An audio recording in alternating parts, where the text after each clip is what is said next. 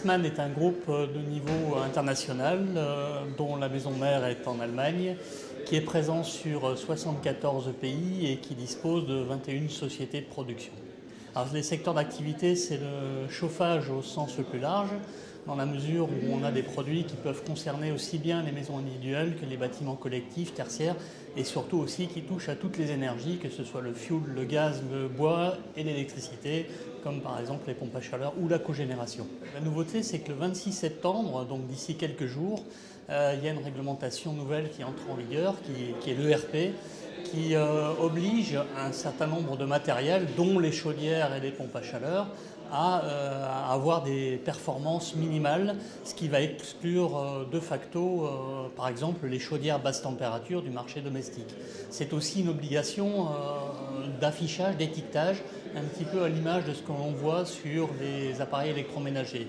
Donc ça, c'est une réglementation européenne donc qui s'applique à la France et qui va être favorable au développement des chaudières à condensation dont il se dit que Viessmann est un des champions en matière de performance technique. Pour ce qui nous concerne, on a travaillé par exemple avec ces produits déjà existants, c'est pas nouveau pour nous, hein, la condensation.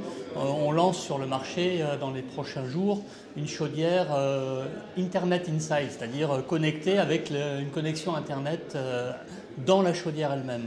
Donc qui va faciliter à la fois l'ergonomie de la chaudière pour l'utilisateur, mais aussi le travail de l'installateur. On parlait de nouveautés aussi.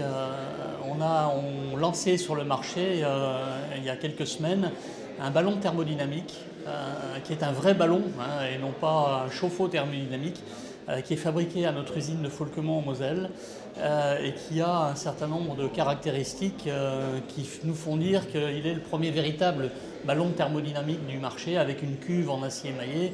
Par exemple, pour vous donner une illustration, il n'y a pas de migration de métaux lourds. Hein. On a conçu une cuve où il n'y a aucun moment de migration de métaux lourds. Ou alors au niveau de la pompe à chaleur elle-même, ce sont des pompes à chaleur qui permettent de stratifier parfaitement l'eau de chauffage.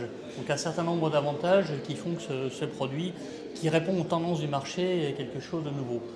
Autre nouveauté aussi qu'on va lancer sur le mois d'octobre-novembre, on en parle déjà depuis un certain temps, là ça devient effectif, c'est la chaudière à micro-cogénération, on fait du chauffage et de l'électricité, et puis également une pompe à chaleur à adsorption, dite la pompe à chaleur à zéolite.